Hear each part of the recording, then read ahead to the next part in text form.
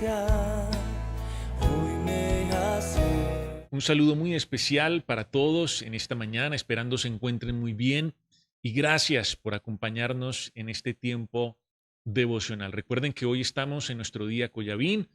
Al mediodía tendremos nuestro tiempo de intercesión y estaremos finalizando con nuestros tiempos de alabanza a las 5 de la tarde en Marabel y a las 6 de la tarde aquí en el Distrito Centro. Les animo a que desde ya preparemos nuestros corazones, nuestra agenda también para participar activamente de estos tiempos que sin duda serán de gran bendición para todos. Bueno, hoy estamos iniciando con una nueva temática que se denomina una herida no sanada. De eso vamos a estar hablando en los próximos devocionales y les animo de todo corazón a que estén muy atentos, muy conectados, a que tomemos ahora mismo la mejor postura, la mejor actitud para estar muy dispuestos para este tiempo que yo sé que va a traer también mucha sanidad y mucha restauración para nosotros. Una herida no sanada. De eso vamos a hablar. Bueno, es muy común ver en muchas familias un patrón que podríamos denominar como la cultura del silencio. Esto es muy importante en todo lo que vamos a hablar en los próximos días. La cultura del silencio, donde cada uno de los miembros de esa familia o algunos de los miembros de esa familia deciden conscientemente, muchas veces inconscientemente también, pues no hablar sobre ciertos temas que son importantes, pero algunas veces también incómodos. Prefieren no hablar de estos temas por miedo, por vergüenza, por costumbre o simplemente para tratar de conservar la paz familiar. Y ahí aparecen muchos temas que son tabú, por ejemplo, situaciones que se han presentado al interior de la familia, como maltratos, abusos, como infidelidades también, de las cuales pues no quieren hablar, situaciones que no quieren abordar y que prefieren simplemente reprimir, evitan expresar sentimientos como la tristeza, el enojo, la frustración, e incluso muchas veces en esta cultura del silencio, pues las familias se comunican, pero lo hacen de forma indirecta. Se transmiten unos mensajes como entre líneas que no son lo suficientemente claros. A veces se bromea de algunas cosas, pero no se habla a cabalidad de lo que se lleva por dentro. Muchas veces en esta cultura del silencio hay mucho miedo a las consecuencias, a lo que pueda pasar, a las críticas, a las represalias, al rechazo también, si es que se llega a tratar un tema delicado, susceptible. Y muchas veces también, esto también tenemos que decirlo, la cultura del silencio se trata de priorizar la apariencia sobre la realidad. Es decir, lo que importa es lo que la gente piense, no lo que está pasando en realidad. De manera que si la gente piensa que esta familia está bien, pues estamos bien, aunque hayan un montón de cosas no resueltas. Se prioriza la imagen externa o la tranquilidad, aunque internamente hayan muchas tensiones. A esto se le conoce como la cultura del silencio. Y en la práctica, pues esto termina siendo como una especie de mecanismo de defensa. Y aunque busca, entre comillas, evitar conflictos, a la larga lo que esto hace, el no hablar de las cosas, el callarse las cosas, lo que logra, lo que consigue, es fomentar la desconfianza, la distancia emocional y se terminan perpetuando una cantidad de problemas que al final no se resuelven. Y todo esto, este silencio, esta represión, se termina convirtiendo en una semilla que a la larga da lugar a profundas raíces de amargura en la mente y en el corazón. El mismo rey David entendió que este tipo de silencio es algo que consume a una persona por dentro. El rey David decía, mientras callé, se envejecieron mis huesos. Mi verdor se convirtió en un sequedal cuando decidí quedarme callado. Y a lo largo de las próximas semanas, y con base en la historia de David y su familia, pero más precisamente de Absalón, uno de sus hijos, vamos a ver el efecto destructor del pecado en una familia y cómo el silencio únicamente consigue agravar las heridas del alma. Sin duda, Dios quiere traer sanidad a nuestra alma, a nuestro corazón abatido y también prevenirnos de muchos dolores innecesarios. Por eso yo les quiero animar a estar muy atentos a todo lo que vamos a estar compartiendo a continuación. Una herida no sanada. Y todo este asunto que vamos a abordar tiene un origen. Todo este problema y esta situación tan crítica que se vivió en la familia de David tiene un origen. Resulta que el rey David, siendo el hombre conforme al corazón de Dios, cayó de la forma más lamentable. David terminó tomando una mujer que no era suya y como si fuera poco, mató a su marido para tratar de tapar o de esconder lo ocurrido. Y sin duda este es un capítulo muy oscuro en la vida de este hombre, que seguramente nunca calculó ni se imaginó las consecuencias que esto traería para su vida, para su familia y específicamente para sus hijos.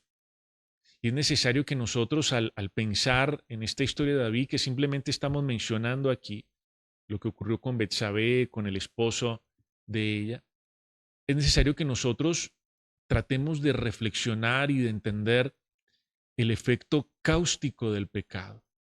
Cuando hablamos de cáustico, hablamos de un efecto dañino que corroe, que mata, que quema, que hace daño. Eso es lo que consigue el pecado en la vida de una persona y también en una familia. Y que meditemos entonces en los costos de tomar decisiones que están por fuera de los parámetros de Dios. David pensó que podía callar este asunto, esconder este asunto, que podía seguir su vida como si no hubiera pasado nada, pero hay un personaje que interviene y que es enviado por Dios, que es el profeta Natán. Y Natán confronta a David con su pecado, confronta a David con su error. Y dentro de las muchas cosas que Natán le dice a David, Natán le dice, lo que tú hiciste en secreto va a tener grandes consecuencias en público. Vas a cosechar en público lo que sembraste en privado, le dice Natán a David.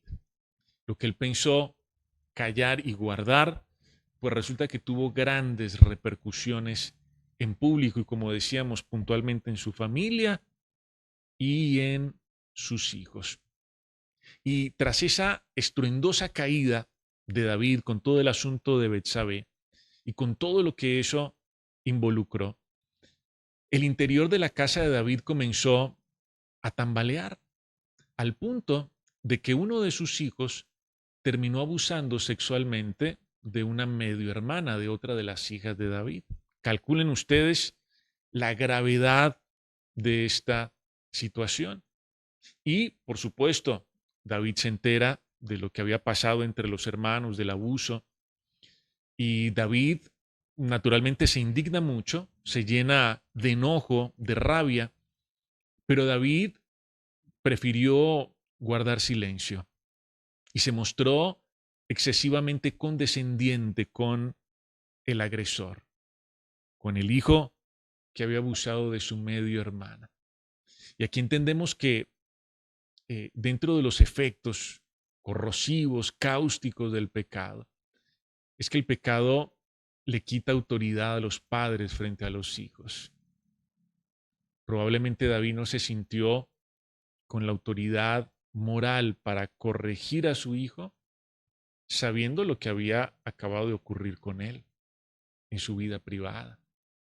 El pecado le va restando autoridad a los padres delante de sus hijos y muchas veces también delante de su cónyuge. Y resulta que en medio de todo esto, del agresor, de la víctima, de David guardando silencio y siendo condescendiente, en medio de todo esto aparece otro de los hijos de David, que es Absalón, quien mencionábamos hace un momento. Y la Biblia cuenta que Absalón se llenó de mucho odio, de resentimiento por el abuso, por la injusticia, pero sobre todo por el silencio de su padre, porque seguramente él esperaba que David interviniera en la situación como autoridad que era. Pero Absalón, el hijo de David, el indignado, terminó tomando el mismo camino de su padre y terminó guardando silencio también. Y guardó silencio por 2 años. Ustedes se pueden imaginar todas las cosas que pasaron por la cabeza de un hombre dolido, resentido, amargado, en 2 años de silencio, donde Absalón decidió no hablar de este asunto. Miren lo que dice la Biblia en el segundo libro de Samuel 13:22. Dice, mas Absalón, cuando se enteró de lo que había pasado entre sus hermanos, dice, no habló con Amnón. Amnón fue el agresor, ni malo ni bueno, aunque Absalón aborrecía a Amnón, porque había forzado a Tamar, su hermana. Absalón no dijo nada, aunque lo aborrecía, y se quedó callado por 2 años. En muchas ocasiones nosotros confundimos el silencio con cautela, confundimos el silencio con madurez, con asertividad o con espiritualidad, incluso con dominio propio. Hay mucha gente que piensa que quedarse callada es lo mejor que puede hacer, que es lo más cristiano y lo más espiritual que puede hacer. Pero la verdad es que esta decisión de Absalón de quedarse callado, lo único que hizo fue plantar una semilla que más adelante pues iba a llenar de amargura y de resentimiento su alma, porque lo único que consigue el silencio es carcomernos las entrañas y aumentar, agravar el malestar emocional que nosotros sentimos.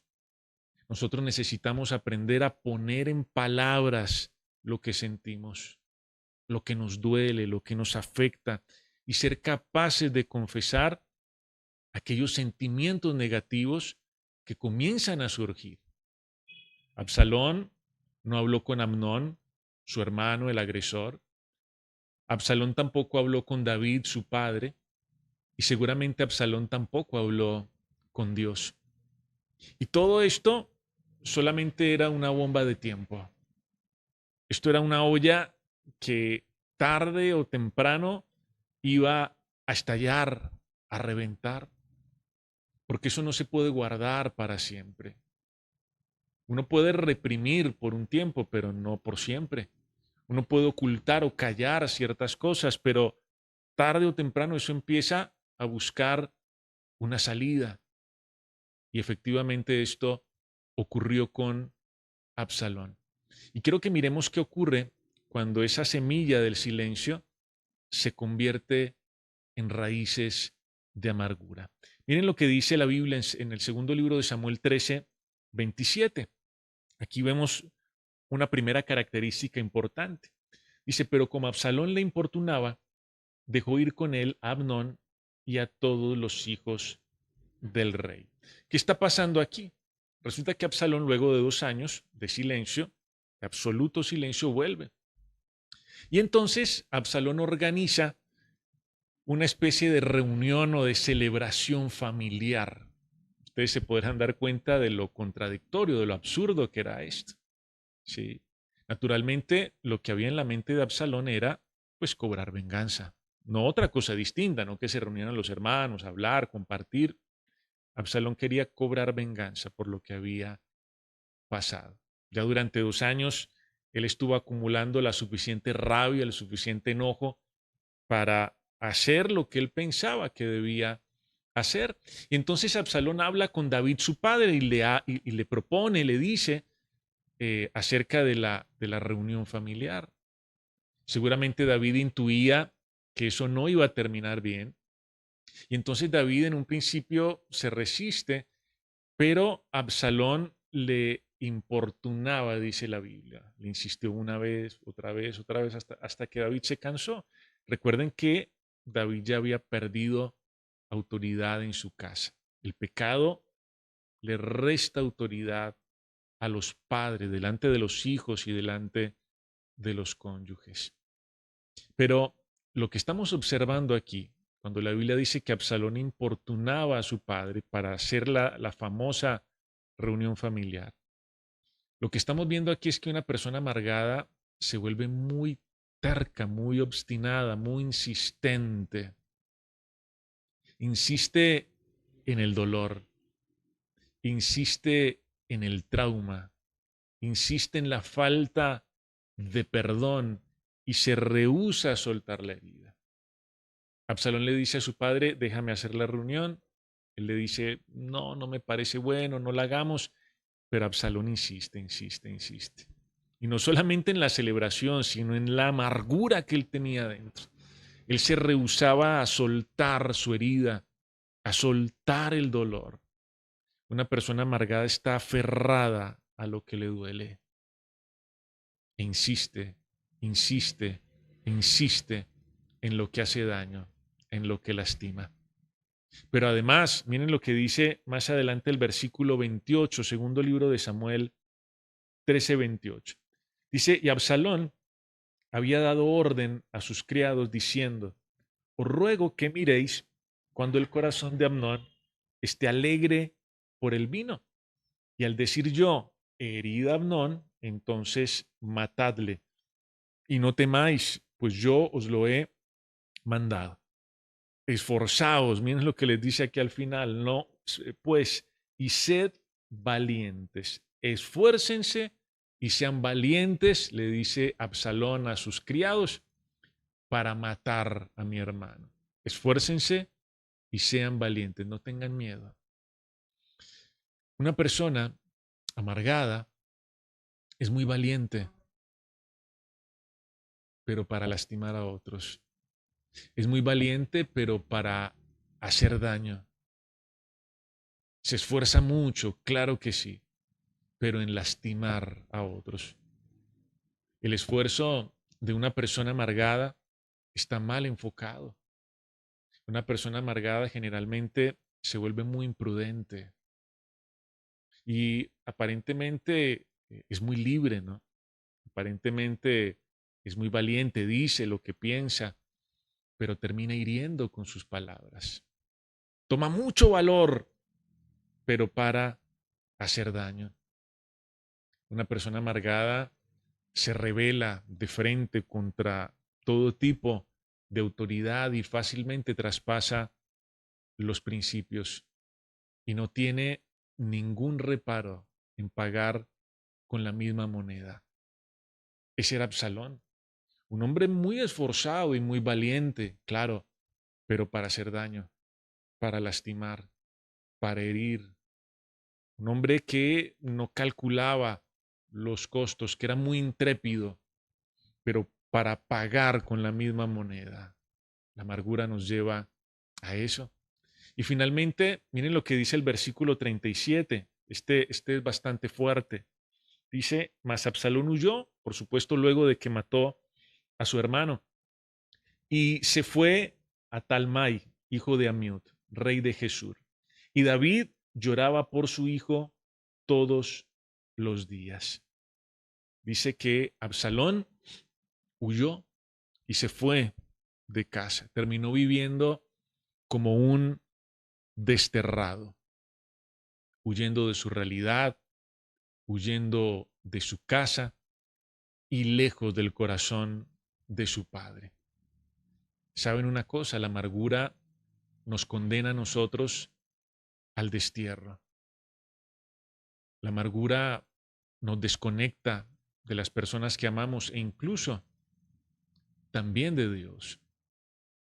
Una persona amargada prefiere y elige vivir sola, vivir refugiada en la burbuja de su propia soledad y rompe todo vínculo con las personas que están cerca y muchas veces también con Dios.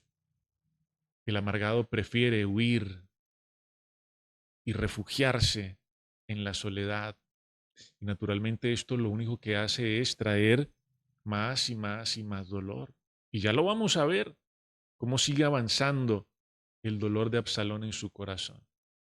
Seguramente él pensó que matando a su hermano ya encontraría alivio para su corazón, pero no fue así. Miren lo que estamos diciendo, una persona amargada, en primer lugar, es muy insistente, insiste en el dolor, se aferra a la herida. Una persona amargada también es muy valiente y muy esforzada, pero para hacer daño. Es imprudente, pierde el tacto, hiere con lo que dice.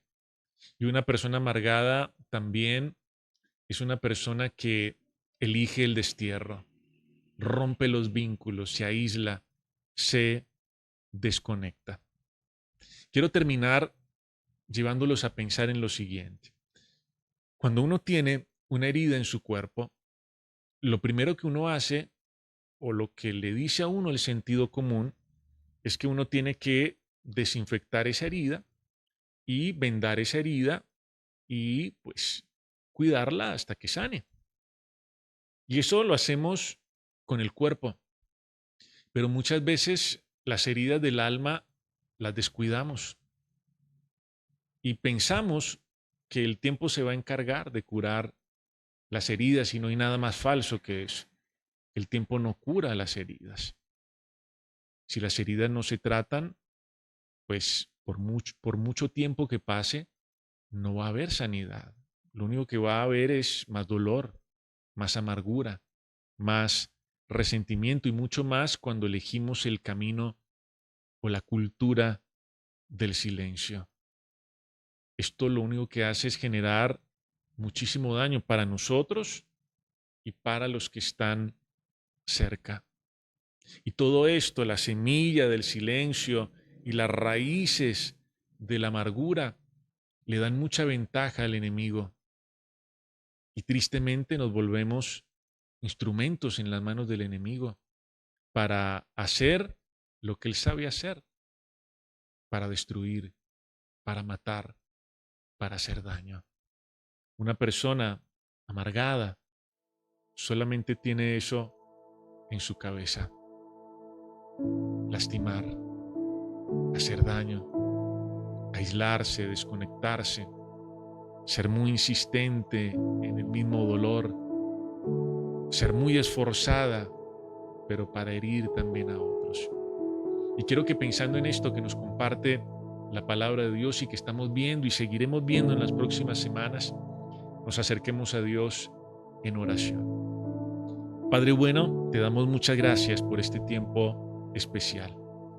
Y gracias también por tu palabra, por esta nueva temática que estamos comenzando. Y hoy disponemos nuestro corazón, Señor, para hacer los ajustes necesarios. Hoy disponemos el corazón, Señor, para dejarnos tratar por ti. Si es su caso, y dígale: Señor, mientras callé, me fui consumiendo por dentro. Hay tantas cosas que hemos preferido callar, guardar, reprimir. Hay tantos asuntos, tantos temas, Señor, que tenemos demasiado miedo de abordar, que no hemos hablado con nadie, ni siquiera contigo.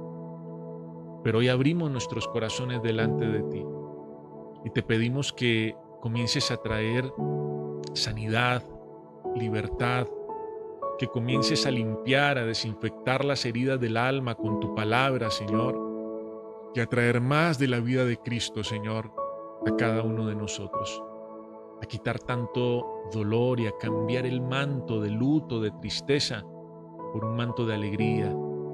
Quita, Señor, el lamento y cámbialo por baile. Hoy desde aquí bendigo a todos los que se conectan con nosotros y te pido que sus corazones sean abiertos para ti, sean tratados, Señor, por ti, tocados por ti.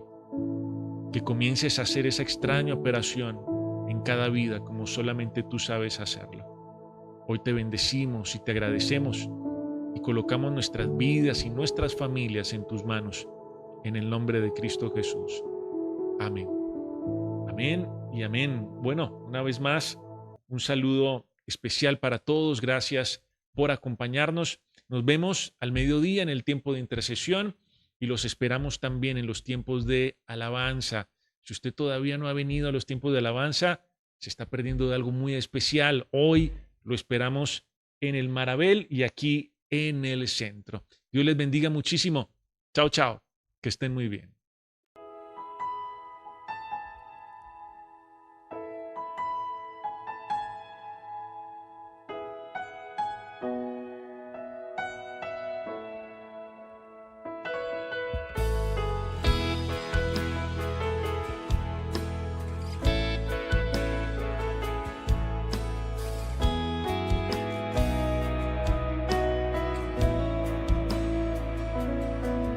Con corazón de niño, anhelando tu presencia.